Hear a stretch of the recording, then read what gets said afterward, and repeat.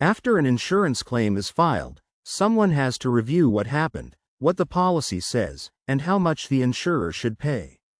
That person is often a claims adjuster. Their job can feel mysterious because they appear at the most stressful part of the insurance process.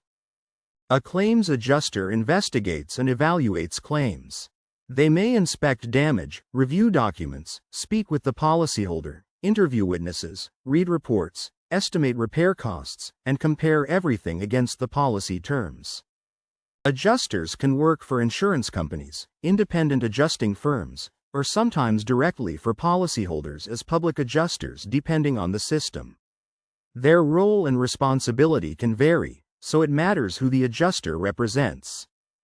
The first task is understanding the loss. In a car claim, that may mean accident details, photos, police reports, repair estimates, and liability. In a home claim, it may mean inspecting damage, cause of loss, age of materials, and repair scope. The type of claim changes the investigation. A theft claim may need a police report and proof of ownership. A water claim may need cause of loss details. An injury claim may need medical records and liability review. The second task is checking coverage. Damage can be real and still not covered if the policy excludes the cause, the timing is wrong, the limit is exhausted, or the policyholder failed to meet conditions. Coverage review can feel cold because the policyholder is dealing with a real problem. But insurance decisions are made through contract language, and that language may separate emotional fairness from covered loss. An adjuster does not simply ask, "Did something bad happen?" They ask, "Is this type of loss covered by this policy under these facts?" That question is why claim outcomes can frustrate policyholders. That covered loss question is why two similar-looking claims can end differently. A sudden pipe burst, a long-term leak, storm damage, and poor maintenance may all leave water behind, but the policy may treat them differently. Documentation matters because the adjuster needs evidence. Photos, receipts, repair invoices, police reports, medical records, ownership proof, maintenance records, and timelines can all affect the decision. The adjuster may create or review an estimate. For property damage, that estimate may include materials, labor, depreciation, code issues, and repair scope. Policyholders should review estimates carefully because missing items can change the payout. Repair estimates can become technical quickly. A policyholder may see one damaged room, while the estimate separates demolition, drying, materials, labor, paint, tax, overhead, and depreciation. One mistake is assuming the first estimate is final. Sometimes new damage is found during repair. Sometimes a contractor disagrees with scope. Sometimes additional documentation changes the review. Claims can be updated when the policy and facts allow it. Supplemental estimates are common in repairs because hidden damage may appear only after work begins. The key is documenting the new information clearly instead of assuming the first number must absorb everything. Another mistake is treating the adjuster as a personal enemy. The adjuster may deliver bad news, but the real issue is often policy wording, evidence, cause of loss, or limits.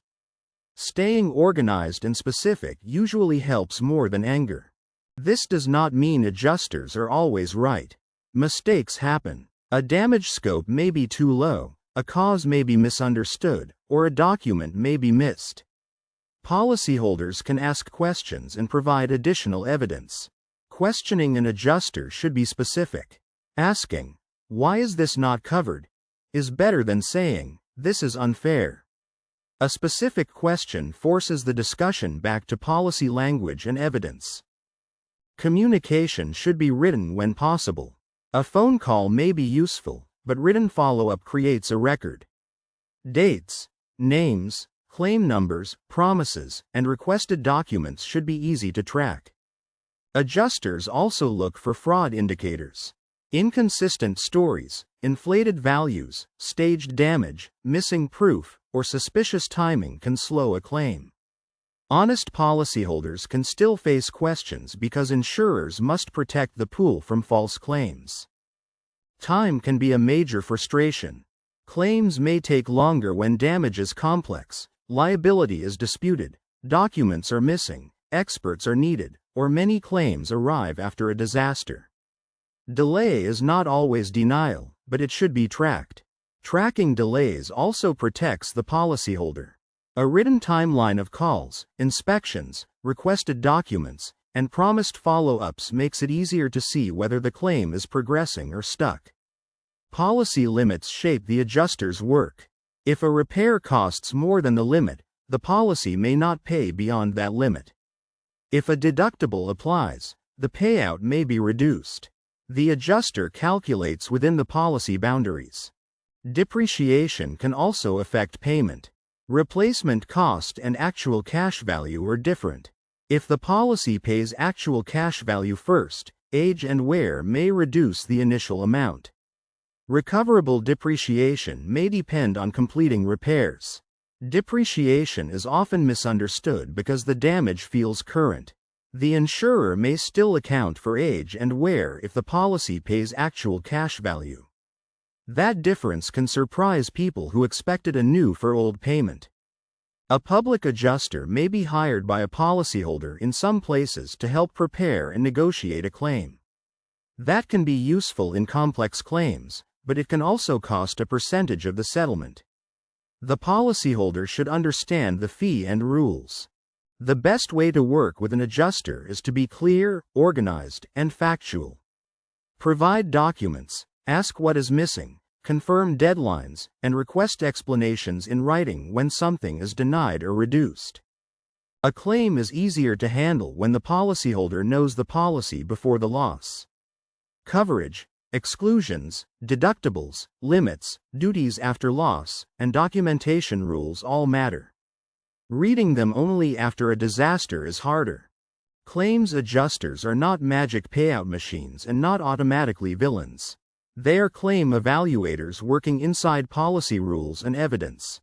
Understanding their role helps policyholders respond with better documents, better questions, and less confusion.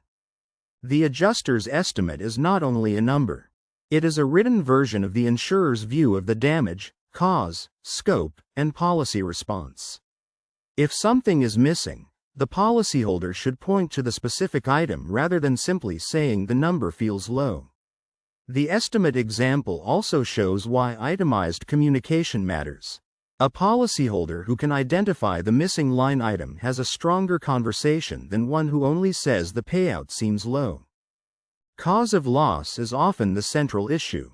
Water damage from a sudden burst pipe may be treated differently from long-term seepage. Wind damage may be treated differently from wear and tear. The adjuster is trying to connect damage to a covered cause. Large disasters can slow everything down.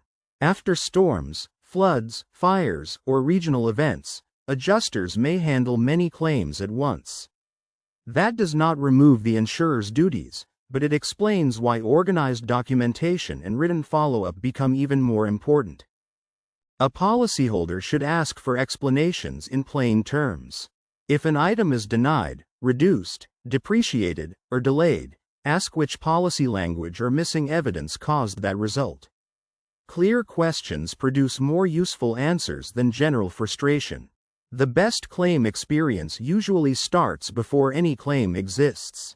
Photos of property, saved receipts, maintenance records, and a basic understanding of coverage can make the adjuster's job clearer and the policyholder's position stronger.